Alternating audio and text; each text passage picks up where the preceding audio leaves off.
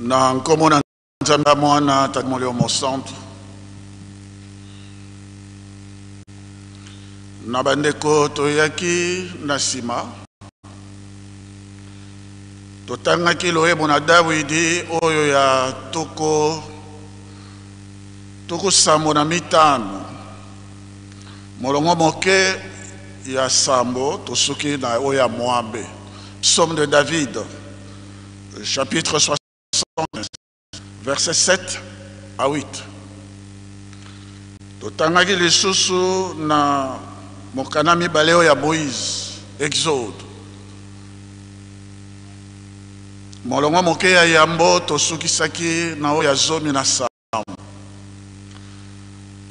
Exode chapitre 20 du 1er au 17e verset.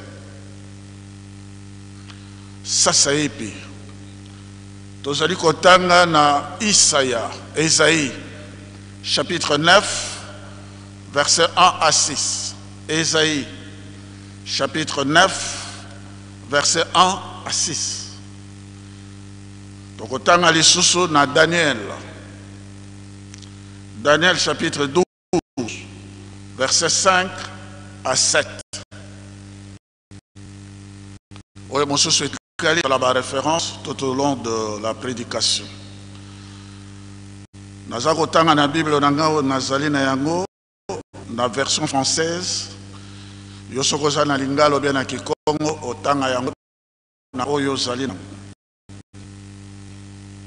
Mekolimbola ekozala na lingala. Nous commençons la lecture du premier chapitre, Ésaïe chapitre 9, verset 1er jusqu'au 6e. Au nom du Père, du Fils et du Saint-Esprit. Le peuple qui marchait dans les ténèbres a vu une grande lumière. Sur ceux qui habitaient le pays de l'ombre, une lumière a resplendi. Tu as fait abonder leur allégresse, tu as fait grandir leur joie. Ils se réjouissent devant toi comme on se réjouit à la moisson, comme on jubile au partage du butin. Car le joug qui pesait sur lui, le bâton à son épaule, le gourdin de son chef de corvée, tu les as brisés comme au jour de Madian. Tout broquetin dont le piétinement ébranle le sol et tout manteau roulé dans le sang devient bon à brûler, proie du feu.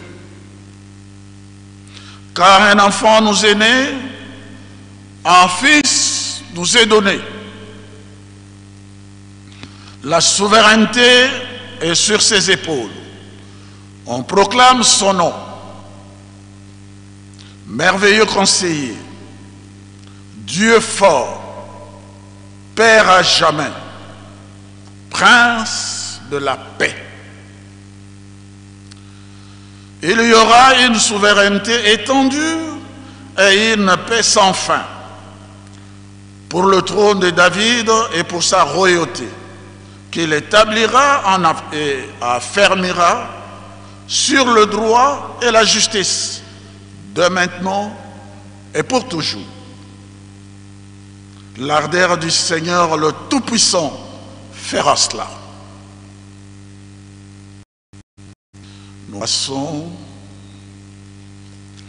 à la lecture du livre de Daniel.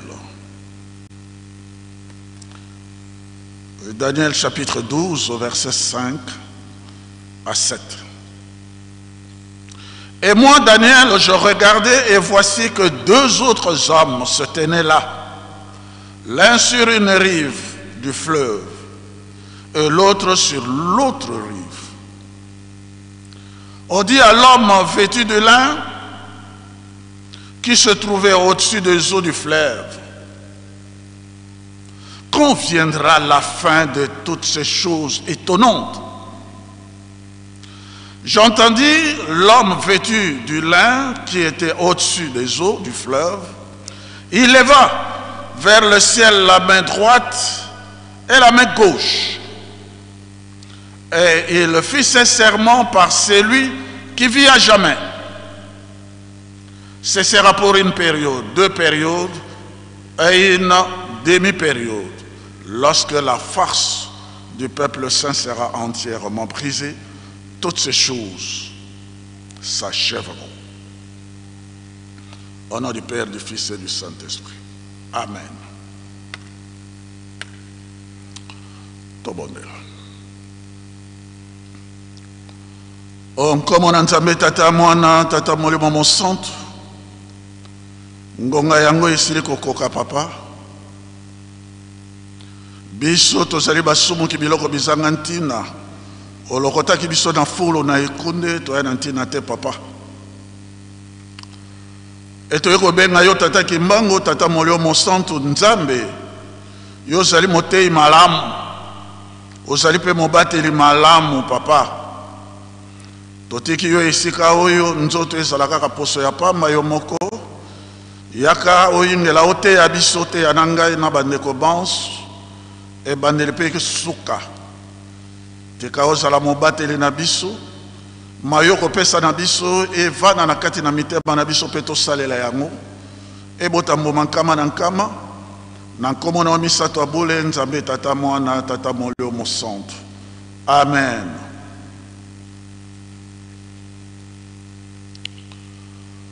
Nkomo na nzambe tata mwana tata molio mo santo.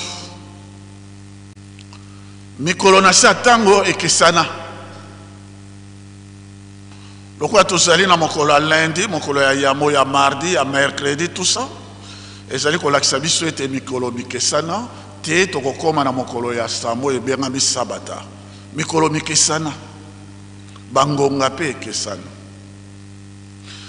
Mokolo malelo tokomi le 20 mai. Ekeseni pe. Yangwana mokolo biso tokomi ezali na monene o biso esengeli biso. Tokoka koyoka nzambe abomiseli biso. Et tokoka mpe kozwa décision oyo ekoriente vi na biso na direction malamu.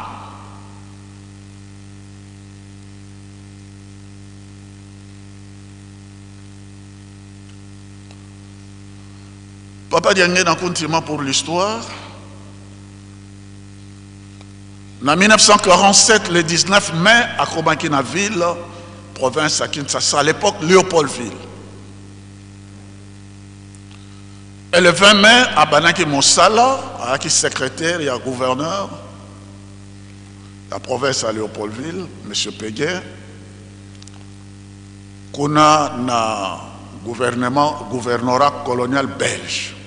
À Banaki Moussala Naé, à Komaki le 19 mai, et le 20 mai, à Banaki Moussala Naé. Il y a l'État. Dans l'entretemps, Azako Salakuna et Zalaki na batata na biso, papa Kouema Kouabadio, papa Ouete, papa Mawete, etc. Bangonyo Soto, papa Mbiyavanga, il faut passer par là. Batata Wananyos, Bazalaki ko entouré. Koko manaya wapesi bango programme à lobby, tozako kota pe mabonde li bakasi, surtout kuna côté à l'otendele, beko makasi po ete Israël azwa nano indépendance, soki Israël azwi indépendance, biso tokoya kozwa sima na Israël. Elaki volonté ya Nzambe. Batata na biso wana bakotaki mabonde li makasi, bazalaki bilomé na mabonde li. Durant toute la période de clandestinité, la macasse. Mais à l'obé, Israël d'abord a joué indépendance, bisona sima. L'année suivante, le 14 mai 1948, Israël a joué indépendance. Donc, continue à ma bonne délit. Papa Diangenda, akenaki na Luluabu, Kananga. Dans la 1950 et avant, Papa Simon Kimbango atika nzoto bakutanaki na ye bayokanaki maye bayokanaki to yebi histoire wana tokena molai kuna te. Déjà en 1948 nkolo Yesu amonanaki na papa Kimbango tata Nzambe nkolo Yesu balobi na tata Kimbango omoni pasi mingi malamu obima na boloko pe bafongola yango oyo osepela na boyo nyonso to bomoneli pasi. Depuis 1948, le 12 octobre 1948. Papa Kimbango alobité, Toyokanaki 30 ans en prison. Yosalaki 30 ans, Ngaïfuna Sala 30 ans. Toyokanaki 30 ans en prison. Parce que y a pas que Sokoye na 48 wana. Y a bima na prison, to bana pene segon denge bana en Israël, banaki indépendance na bango. Eh bien, parti où il y a posé na bolé mais c'est alisumu na dona Eve mbele ngeko sala na kokoso yangwana lobaki na sima nanga mutu mususu azalite na sili sa programme nyos yangwana akokisaki lisusu 3 ans supplémentaires en 1952 le 25 juillet dans auti na kananga zongi bafongola nyonso to atikaki na papa Nyangenda. Et puis, akenaki komonana kuna na lowa. Tant amonani na lowa, le 29 juillet, papa Kimbango alobi nasi na longi. Le 29 juillet 1952. Alobi nasi na longi. Likolo na se pesa melinga les 4 coins du monde et pesa melingai. Mokonzi akozalobe moko. Elingoma pese moko ngai Kimbango mwana bakongo na kobema yango lingoma moko mokonzi pe moko programme ya sukande yango 1952. Le 15 novembre 1952 papa Kimbango amonani na papa Nyangenda alakisi ye ndenge ya accident na loku makilane bako sopana pona nini bosomi oyo pe lingomba oyo mokumu ekozala na yo kolo esalobi makila ekosopana fo sacrifice ya yo esalaka pasi tokati. Bref, le 29 juillet 1958 papa Nyangenda asalaki accident na kuna masango o lokuru.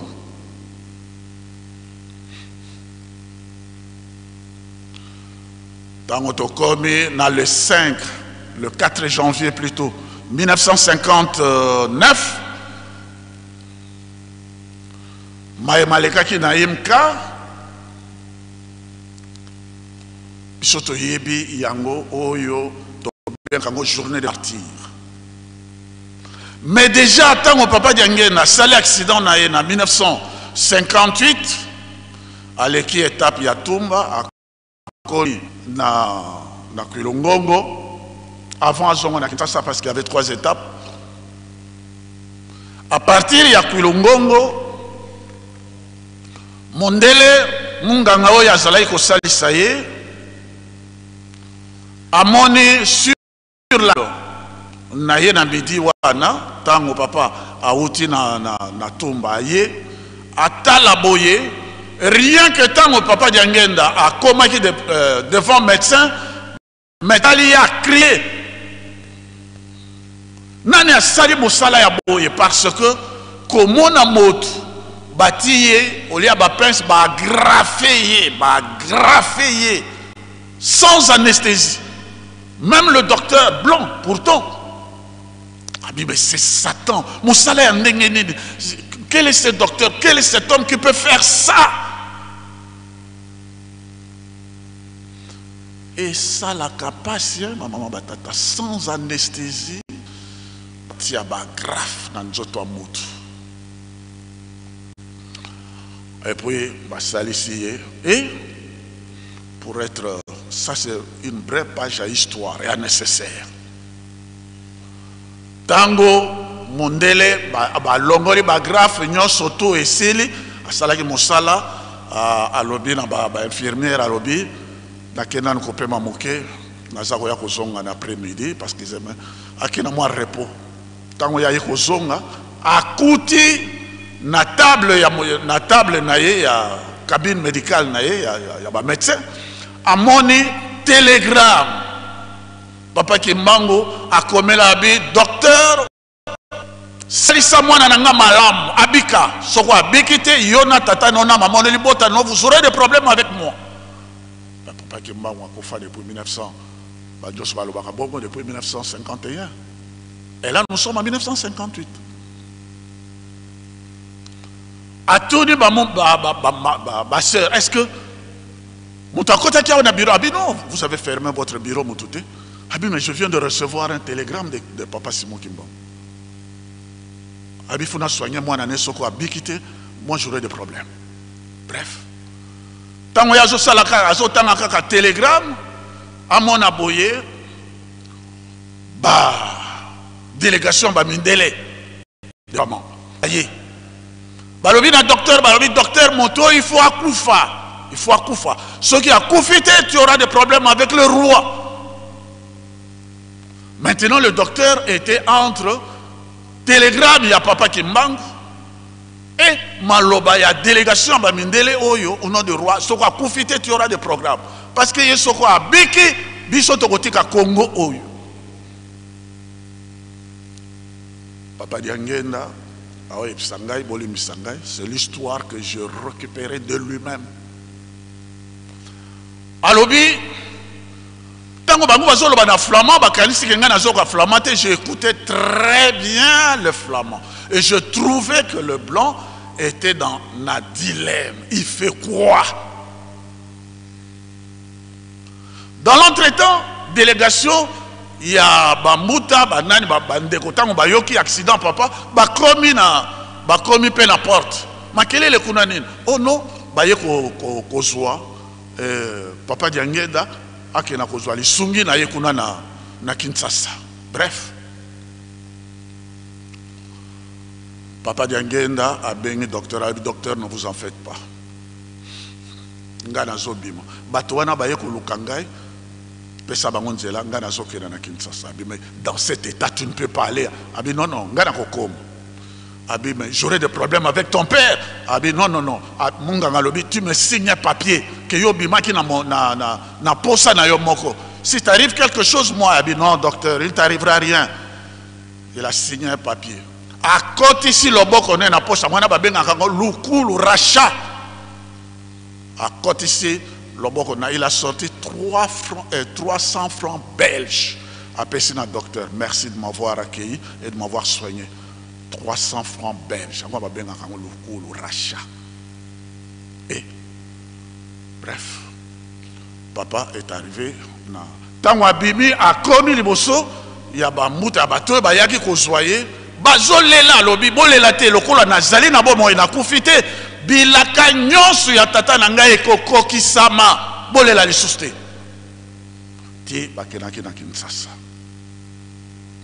Ce qui est arrivé le 4 janvier, Boyebi, bref, commis le 20 mai, Bamouta, date ya lelo, Bamouta, oh, nyonso, Batouana, Bazalaki, Batonyon, surtout Balobi, il faut tika Moussala à l'État. Yemoko, à Monique, il faut tika Moussala à l'État, pour à Kamata Mokuma, Oyo Yalingomba, Bilaka, oh, nyonso, tout Tata Kimbangu, Pesa qui seigneur Kokisama. Motomouino, il faut adjoa Bonsomi. Moto mwini des fois zonga nesika na ya yamo. Alors atoni maman, abe maman. Ngai funa tika mosala oya l'État.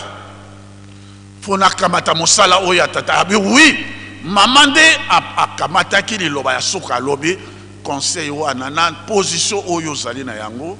Et ça malam, faut que musala l'État ça. Mais tu peux vivre ndenge nini.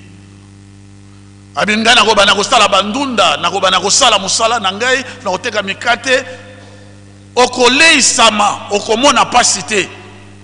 Tika joie musala. Batata ba maman dans la vie, ndenge mona tsako tanga psaume, bientôt on démarre avec le psaume. Napsom, il y a toujours ce qu'on appelle Sheila, c'est-à-dire pause. Vous passez d'un paragraphe à un autre.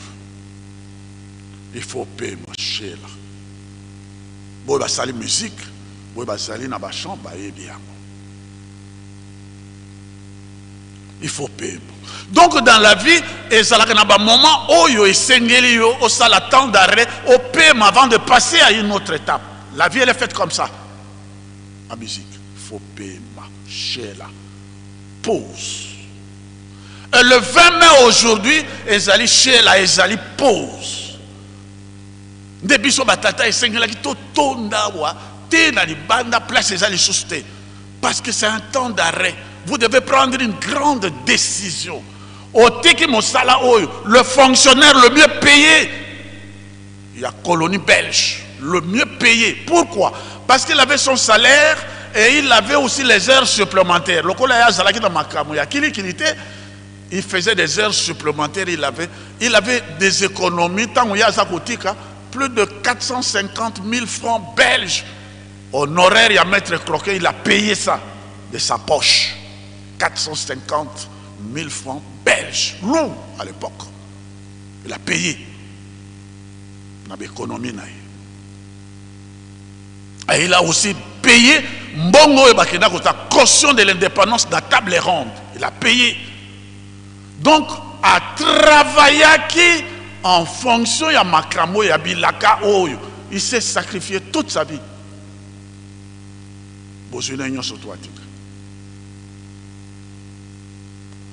Je me rappelle même à la fin de sa vie, tant qu'on a toujours qu'il à Genève, papa a voyagé dans Genève, tout ce qu'il avait comme économie à Kamati Mbongo, il a laissé ça pour qu'on achète la toiture. Il y a salle de conférence. Oui, il est allé à Kinshasa. Il a tout laissé. Il n'est pas venu pour Makamamukilo, il a tout laissé. Alors papa a pris cette décision. Abaniko kanisa yangwana narobi Sheila. Pause, il faut otala.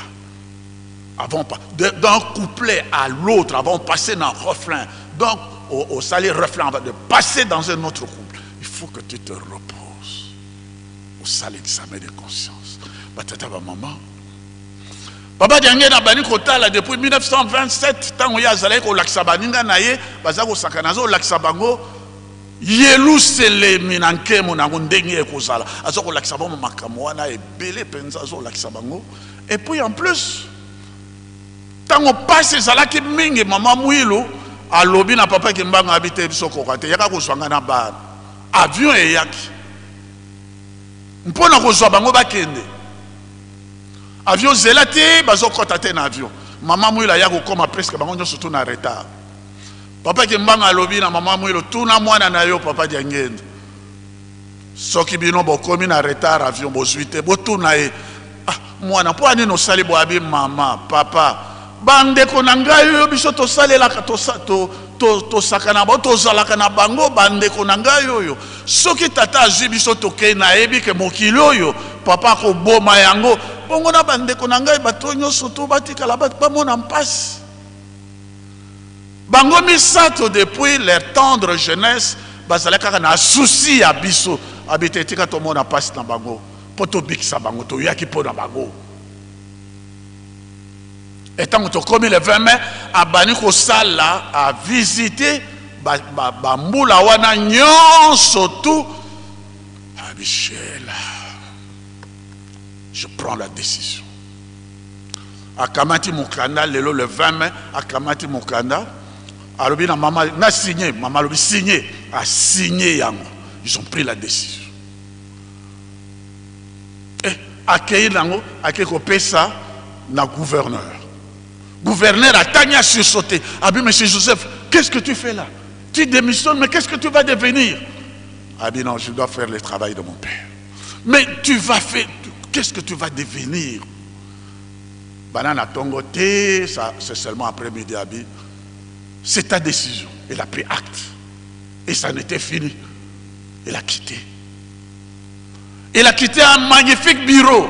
il a quitté des privilèges. Azalaki sokazo tambola ne kotina, union fait la force. Sokazo tambola binonyo sotu banga. L'État, il a quitté tous ses privilèges. Il a quitté l'argent. Il a quitté tout ça, un beau bureau, tous ses honneurs. Ponayo, ponangai. Mais la décision qu'il a prise était la bonne. Yango bisoto komi, nesiko bisoto kokoma. Est-ce que tu es prêt à prendre une décision dans ta vie aujourd'hui? C'est ça le 20 mai. Nous passons au psaume. Nabiso ba africain, soki nzonza bani ko yemba. Déjà, vous comprenez déjà l'orientation la ligne de défense. Comme un avocat, avant de faire sa plaidoirie, il trace ce qu'on appelle la ligne de défense.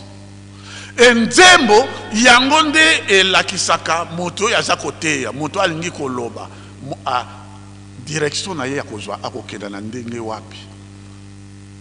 Et na lola banjelo batala ke elongi ya tata Nzambe soki azali na esengo banzemo bazali koyema ya esengo soki azali na mawa na pasi bayebi ke likambo bakoyemela banzembo oyo ezali en pasi pona nini likambo wana elongolama na kati na ye banjelo batala ke elongi ya Nzambe. Yangona batina kabiso banzemo po banzemo e markaka ba circonstance oyo ya esengo oyo ezali ya esengo ya masanzoli ya adoration ya louange oyo pe ezali banzemo ezali ya enseignement ezali kokundola bino mabomba mi ya tatanza ba enseignement tout comme il y a des cantiques de supplication ya maboderi ya makasi.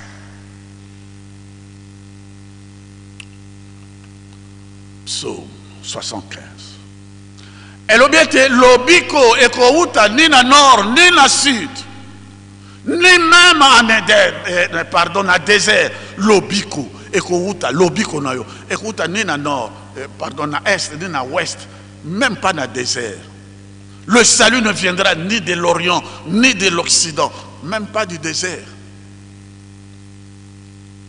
Batata ba maman lobiko na yo na mokolo malelo moto na moto ata la conscience na yo otiaka motema na yo epai wapi lobiko no ezali epai wapi tala motema na yo tuna motema na yo ezali te na Washington na Las Vegas ekuna ezali te na Inde ekuna ezali te na Rose Croix na franc-maçon na Bamaïkari na Japon je ne sais pas où ezali te na nzete ya mbetenge ezali te na esika soko na soko songolo pakala esika liseke non le salut ne viendra pas de là.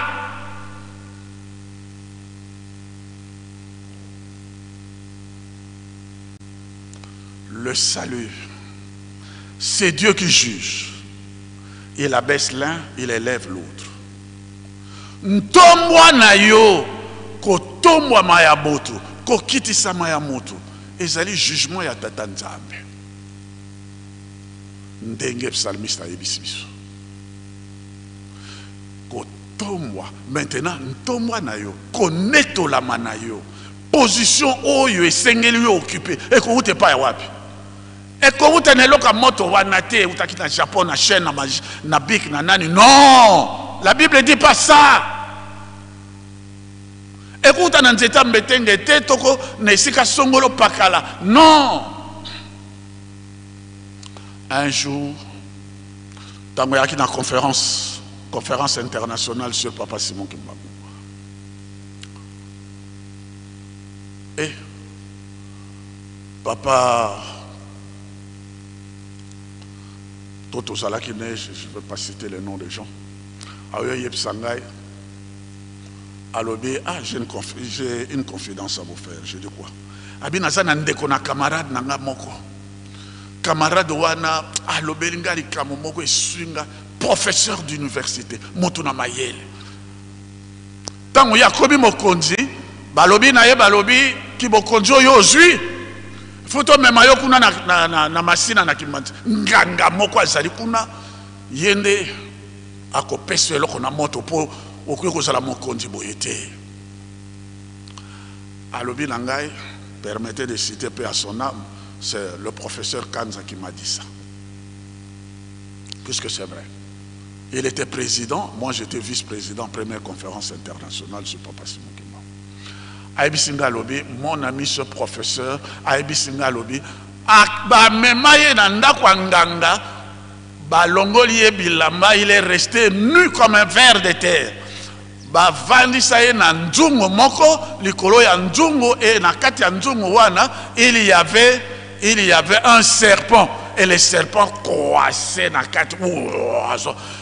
Tout ça pour nanine pour azwa nguya azala ne loko na moto soka za koloba batu ba yeba ke yinde tango akomi et pas ya collègue na ye professeur Kanza lobi je suis un imbécile. Voilà ce que moi j'ai fait. Tango ayebisi professeur Kanza dit non, tu n'es pas un imbécile. Imbécile ça va comme tu es un idiot. Comment peux-tu faire ça? C'est ce que j'ai fait pour moto. Mais quelle moto? Non. Le salut ne viendra pas du Lokowana du désert, ne viendra pas de Mbassou, du Lokowana. Non. Le salut ne viendra ni de l'Orient, non. Le salut ne viendra que de Dieu. Kotombo manayo, mayele nayo, nguya nayo, obenzambe. Isika mususte. Passons. Maintenant, yomoko tala nanu. Tango balobaka na ko botate, tango balobaka na ko balate, tango balobaka na yo oko zalaka ka moto ya mpasi ya kolela, tango balobaka na yo sikaboyi pasi wana yela kayo, otiaka mayele na yo wapi, otiaka mayele na yo wapi, makanisi na yo wapi.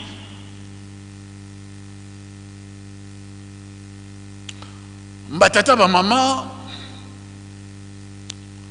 En ce qui concerne Mibeko, lelo ezali mokolo biso batata nyonso tu ya mokili mobimba bazo sala biso test lelo test monene. Vous direz pourquoi wa sala biso test batata ba mama bokonzi na nzambe obino bozo yoka ke bokonzi na nzambe nkemo na nzambe ezelo kwa kusakana na yango te.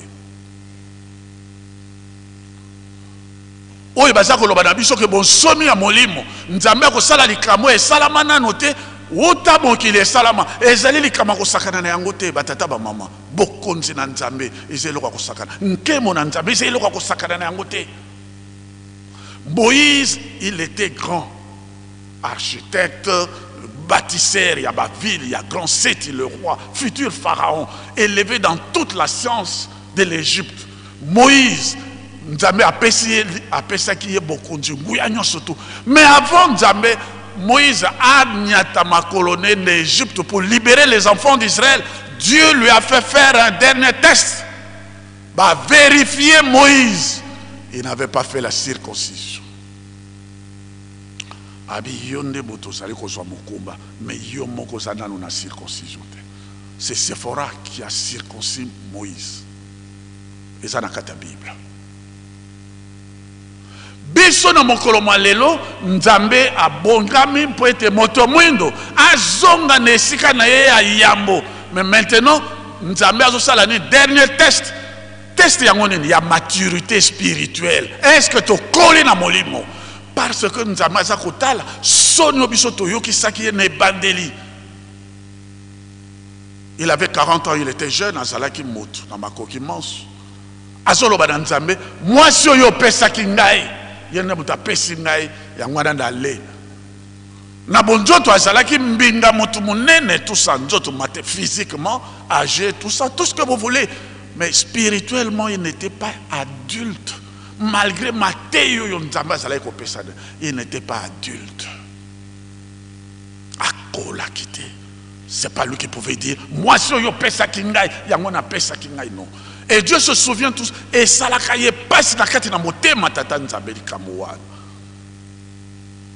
Il était tout simplement irresponsable. Nzamba zote yanga zote ya peyo zote ya biso na mokolo malelo. Est-ce que lelo nous sommes responsables? Biso batata, biso batata. est-ce que tu es responsable? Est-ce que tu colles peut-être Nzambe akoka biso to koka ko sango la bokonzi oyo ezali koya ami bongisi? Est-ce que tu colles? Atone moi c'est pour nani yo sala ki boy. Moi ça bien nyoka ko sakinga. Voyez? Il peut azala ki na ye akokola te. Mon nyoka ko sakinga. Le serpent m'a trompé. Nous sommes en 2025. Maintenant, l'andaka malamu maye papa azali ko sala. Azali ko sala dernier test, dernière vérification. Est-ce que bato bazali kaka ndenge bango bazalaka? Ou bien basi akoli? Bakomi ba responsable. Bakomeli na molimba, bakomi mur. Prêt à recevoir les camo et bongisama ki pona bango. Prêt na ko zonga nesiko yo ya yamo bango bazala qu'est-ce que bakoli? Moi ce yo pesa kinga. Nyoka kosa kinga. C'est tout simplement de l'irresponsabilité. Est-ce que nous sommes responsables aujourd'hui? Batata ba maman.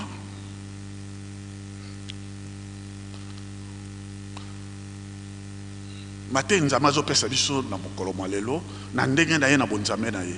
Otiango te na ndenge ba shema. Nzama sana dikamaza koloba na biso mokolo malelo. Batata ba maman. Nzambe azali na posa ya bato yo bakomi capable de dire non. Ate salié passe non, non na ye tikali non. Ako changer te.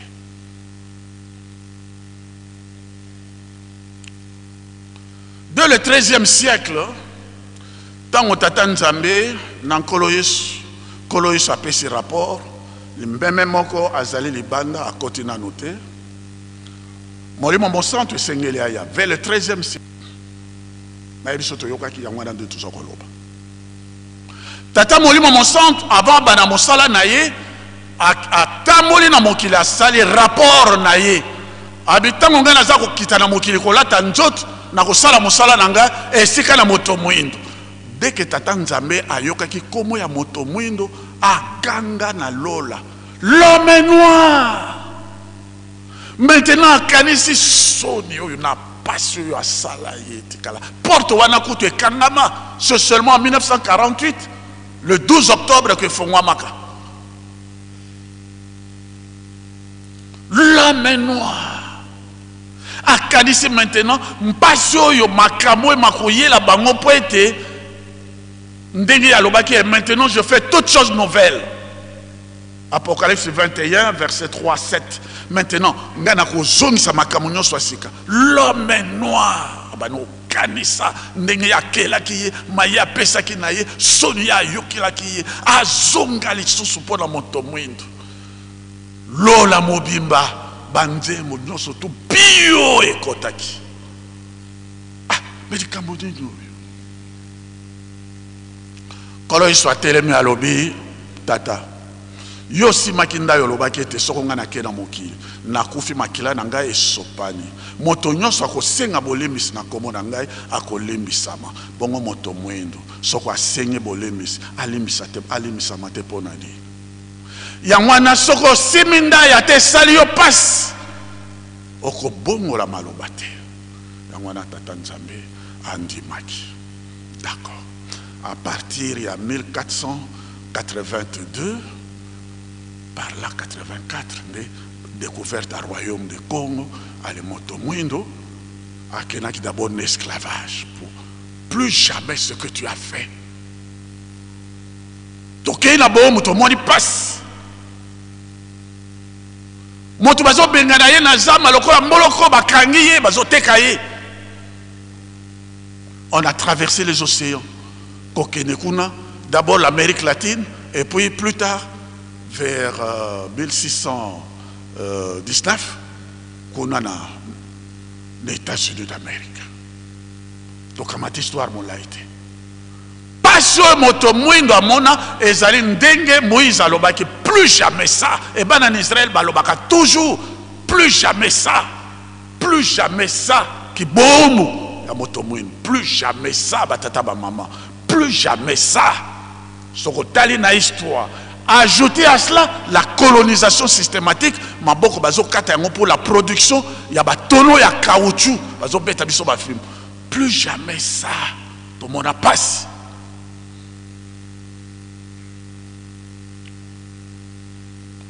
Enfin, Tata Molio Monsanto à Latinzot. Maman donne à Béatrice vers 1706 à Sakola du Kamango le 2 juillet, on l'a brûlé vive. Ce n'était pas selon le droit Congo, mais le droit canon. Parce que Baboma qui est 3 motifs qui se trouvent dans le droit canon catholique: relapse, sorcière, hérétique. Ça n'a rien à voir avec le droit Congo. Brûlé vive. Même à Kamouya Sakola qui t'attaque Mbango à Latinzoto, aïe pas une abysse. En 1910, Nyoto et Bibi na likolo constellation d'étoiles. Enfin, Nzambe a bongoli et l'ongine kota la biso lisoso, a biki sabiso, a kango la biso, a zongisa et loko biso to bungisaki. En 1914, a botimo na lobi ki solo kele, o biso to bungisaki et zongisa mele biso. En 1916, le 25 mai, a botimo na bidialonga na bilaka bikokisami. 1918, na botami alobi, les clamots évoqués dans la mokili mobima, pe kofala na kati na motema na ngai, tata ba mama. Tata, il faut être la responsable lelo, responsable, adulte, akoli na molimo. Ndenge ya zalaka lisusu te. Pour sacrifice pasi wane ko zongela lisusu te malabibali. Yangwana Isaïe alobi, na mokili oyo ezalaki l'ombre de la mort, oyo ezalaki ya pasi. Mwinda engengeli bango, mwinda engengeli bango. Biso tozui mwinda. Le 6 avril 1921, mwinda munene ebi. Mpo tozwa bonsomi. Mpo ete tozwa mayele, tozwa ba invention 3/4. Mpo ete totonga lingoma Yerusalem ya sika, Nzambe azala na biso elongo. Enfin, asakoli mwinda kokoma mundele, mundele kokoma mwindo. C'est un jugement. Nzambe azali ko matisa mosusu, azali pe ko kitisa mosusu. Donc côté lisusu elikana okunate. Si vous lisez les actes de la conférence de Berlin, première phrase balobi, au nom de Dieu tout-puissant, Nzambe oyo kuna balobaki ete yo kozala mombo. Awa Nzambe alobi yo kozala lisusu mombo te. Nzambe nini yo kosambela sikaboye zala mayele. Nzambe nini yo kosambela oyo yo kenaki na bombo, obie oyo aye kokangola yo, azongisela yo eloko yo bongisaki, azongisa yo na esika ya yambo. Ye ayeli biso bokonzi, ye ayeli biso nguya, ye ayeli biso makambo na balobi, il est père à jamais. Tata ya seko azali Nzambe na nguya, yenda azali conseiller merveilleux. Makambo wana nyonso souveraineté ki bokonzi ezali na mapeka na ye. Yango wana nde ekomeli yo sikaboye mayele na yo makanisi na yo ekozala lisusu epai wapi? Sosola batata ba mama. Dernier texte, Daniel alobi,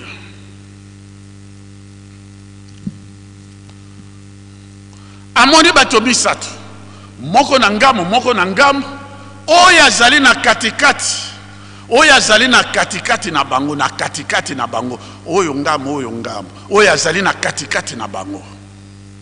Batuni ye makambo oyo nyonso tu ya bikamwisi oyo ekosila tango nini. Ye alobi atomoli maboko ne na kombo na oyo azali likolo mpe mokeli na makambo na manso alobi ekozala na ntango moko, na ntango mibale pe na mwa ndamo ya tango pe makambo nyonso to ekosila. Me na ntango wana nguya ya bana na Nzambe ekozala nyonso to brise batata ba mama. Batata ba mama. Dans la vie, il faut savoir, il y a deux choses. Les temps et les circonstances. Dieu est le maître des temps et des circonstances. Basalabiso montre pour te à l'heure. Je suis en train de trembler parce que je regarde l'horloge, parce que je dois respecter le temps qui m'a été contribué. Tout est fait dans le temps. Il faut me tourner nano. Temps, c'est quel temps? Avant de faire croire que ce soit, il faut y avoir temps. Temps, il n'y aura plus de délai. Délai qu'on s'en allait sous-souter. Délai et qu'on s'en allait sous-souter.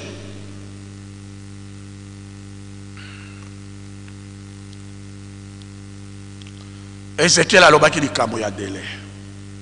Ézéchiel 12, verset 28. Et puis vous pouvez lire aussi 1 Corinthiens chapitre 15, verset 51 à 53. Li kamo ya délai. Daniel a l'obaki di kamo ya délai, ma kamo ya souka. Un temps, 2 temps et demi-temps, ça signifie tout simplement 1260 jours, ou bien 3 ans et demi, ou bien 42 mois, selon le chapitre belé. Ndenge tata azalaki kolimole na bisu yango. Mais c'est aussi 3, 5, 15, 23 ans. C'est ça, cette période-là. Il y a transition pour préparer le peuple vers Bilaka na Yenzame. Nyonso wana ezali kaka na kati wana.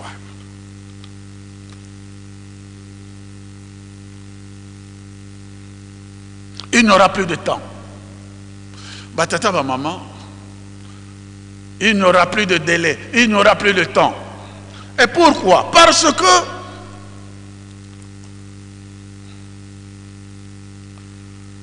l'Apocalypse chapitre 17 verset 12 à 14.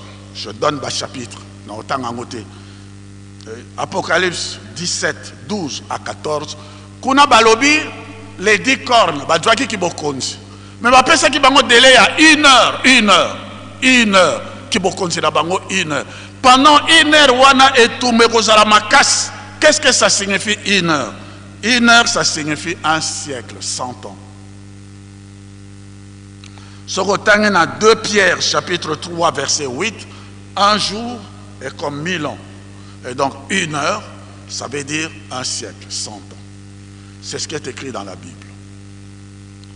Et pas une abisso, tata mokondiaboule, a kamati période où il y a passé 1 heure. Depuis 1921,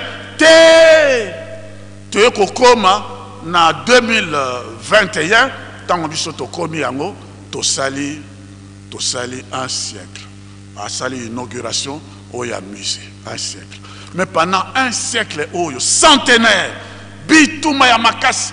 Mais à l'équipe biso étape wana tango biso toujours fêter tout est dans la Bible. Non c'est pour ça on pose ça dans la Bible. On appelle ce bilan chapitre. Centenaire à l'équipe biso, centenaire à papa qui sont local et à papa dialungan et à papa diangend. À comme si biso na centenaire oyo ya lingomba to sala inauguration, il y a musée. Maintenant, à bâtisser les choses, 105 ans. Dans 105 ans, 105 ans, Ezali, oh makamotata mokondiabo la lobaka, nabiso. Genèse chapitre 4, verset 26. Genèse chapitre 5, verset 6. Je reprends. Genèse chapitre 4, verset 26. Genèse chapitre 5, verset 6. Tango Caïn abomi Abel, présence to élément nzambe salaki lisusu. Tango 7 ayeko botama 105 ans après naissance, il y a 7 abotaki Enos. Tango aboti Enos na 105 ans wana, eh bien nine yaki babandaki kobondela nzambe pe kobenga ye na kombo na ye. Aleki biso d'abord centenaire. Aleki biso na 105 ans. Il y a toujours pesaka ba chapitre. Maintenant, qu'est-ce qui nous reste? Il n'y a plus de délai. Plus de délai. Délai à l'issue. Tata Mokondiaboule, papa Simon Kimbango Kiangani, tata Molio mon centre. Papa qui se loquait, le papa Dialonga na papa Diangé. Bangomi Balé Baki. Yé Atikal. La Bible dit il était au-dessus des eaux. Dessous des eaux, c'est-à-dire peuple, le peuple, battre. À tourner. Mais qu'on s'attend, on est nabi 1 temps, 2 temps, et puis de moitié de temps. Peu ma camion se aussi. Mais la temps on a battu ba kozala na kolemba. Papa Dialonga na alobi na papa Simon Kimbango abi satana yaki ko sengela ngai temps. Na bakisela yemiko. Papa Simon Kimbango kianga na tona papa yo bakisela ki mikolo. Habite nga na bakisela ki mikolo te. Mikolo nyon surtout ceci. Na ko bakisela mikolo ta bien merci. Il n'y a plus de délai, il n'y a plus de temps. Temps et à le souster. Temps et à le souster. Temps et à le souster. Batata ba maman bandeko ponako nzambe akomisa biso na esika oyo. Sengeli biso toke. Tosenge na bandeko na biso ya jeteki. Bapesa biso nzembo, faites-moi confiance. Yo confiance na yo ezali na nani? Yango nde biso to banaki yango pe toza kokena kosilisa. Confiance no ezali na nani? Nani akosunga yo? Otiaka elika na yo epai ya nani? Jeteki bopesa biso nzembo, faites-moi confiance. Et tolana pe nzembo wana malamu ndenge pe biso tolani cheminement ya matei.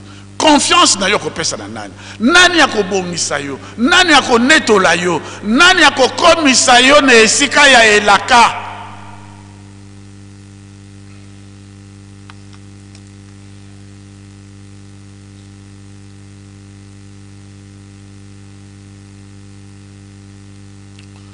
Je te quitte au salé la tango.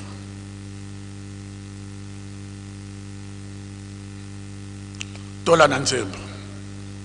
Faites-moi confiance.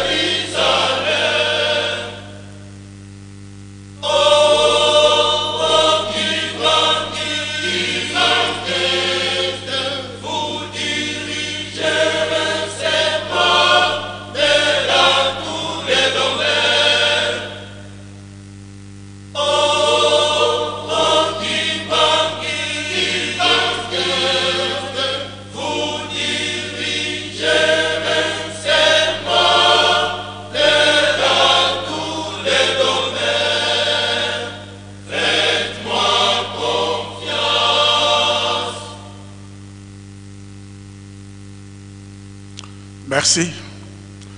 Tolani conclusion à Mattei. Confiance na yoso pesa ngona nati. Et tango bako pesa yo bako tia yo na isika wana. Okoloba lisusu te ke mwasi akosa kinga. Oyo pesa kinga. Okoloba lisusu te ke nyoka akosa kinga. Est-ce que yo sokoli na molimo? Mama ya likamwe biso tozokela nango yangwana. Kokola na molimo, être adulte, maturité spirituelle. Okoloba te ke bakosa kinga. Batata ba maman kibokonzi tango ba dollar eza ko swaswa yo ba héros eza ko swaswa yo na kati ya veste oko sala facilité devant les femmes oko sala muto ba corruption ya boyibité oko sala mabete po nzambe alingi lisusu te makamwana to salaka ezonga lisusu est-ce que sokoli na molimo maintenant banda lelo titozo ke na Noël moto na moto amituna est-ce que nga na koli na molimo makamo nga na salaka ndenge nzembo pe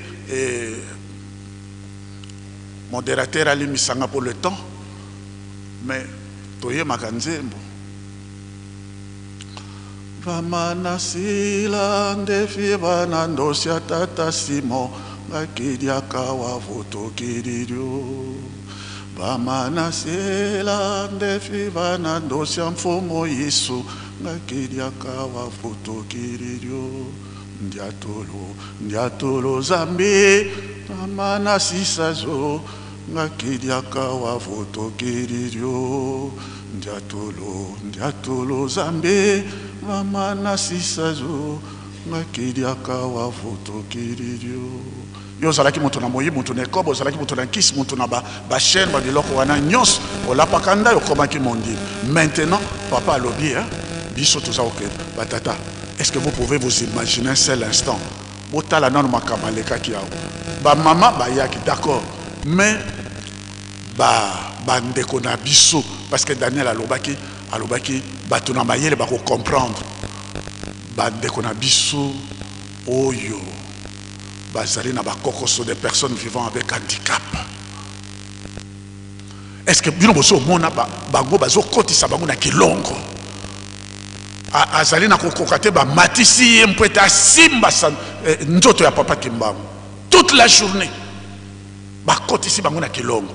Après ça papa Molio mon centre papa Simon Kimbangu kiangana ayami moko na moko ba soluli toute la journée et ça la makate mais salami et bango ba yawa ba lobi papa Tony bango indépendance spirituelle ba signé ba lobi bon sobi ya molimo délai à la ressource délai à ressource mais tala bato ndenge balali tala bato balembi basakola ka yango mais soko yo lembi soki yo lali mpongi ndenge balobaki likama baseka jomo olali mpongi ozali na kolemba otiki mosala seko ozali na elembo te yango na papa lobi bobatela bilemo na bino tango ya badimisi bokomona bato bakoya mosusu aye na nguya kamati temple akotonga yango je ne sais pas na mboka soko songolo pakala tango azali kobima ale basali okoyoka bato original ye kaka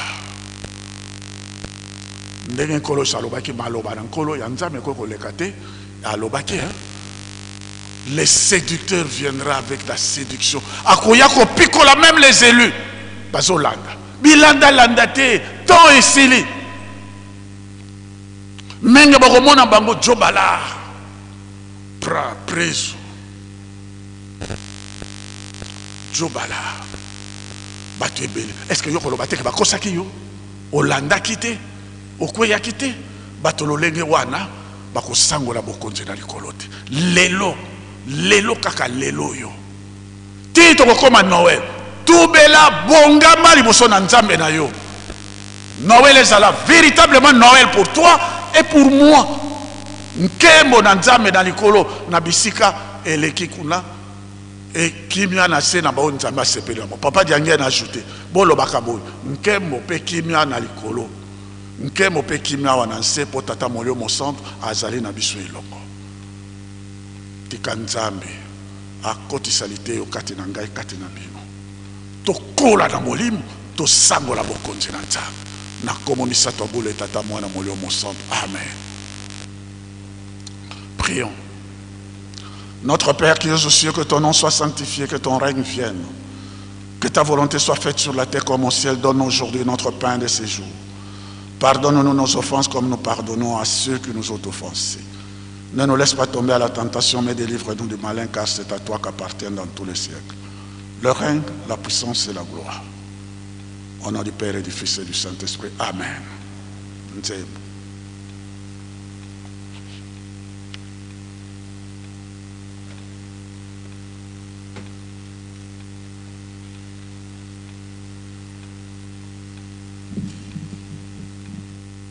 Eseni nasengi na bino emonana omiso mya bato likeseni 2 3 likeseni nasengi na bino emonana omiso ya bato misala na bino miso etamboli likeseni limonana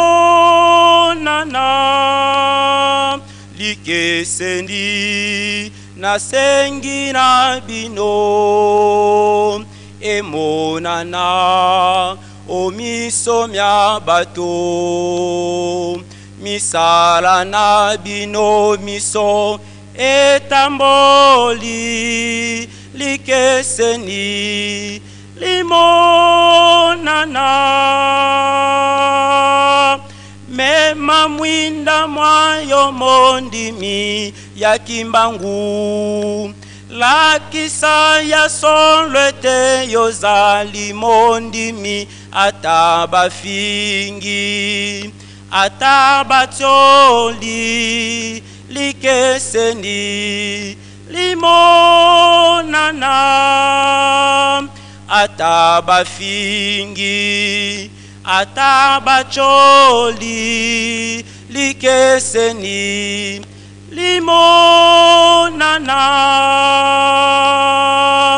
mema mwinda mwayo mondimi ya kimbangu lakisa ya sonlwe te yozali mondimi atabafingi atabacholi likeseni limonana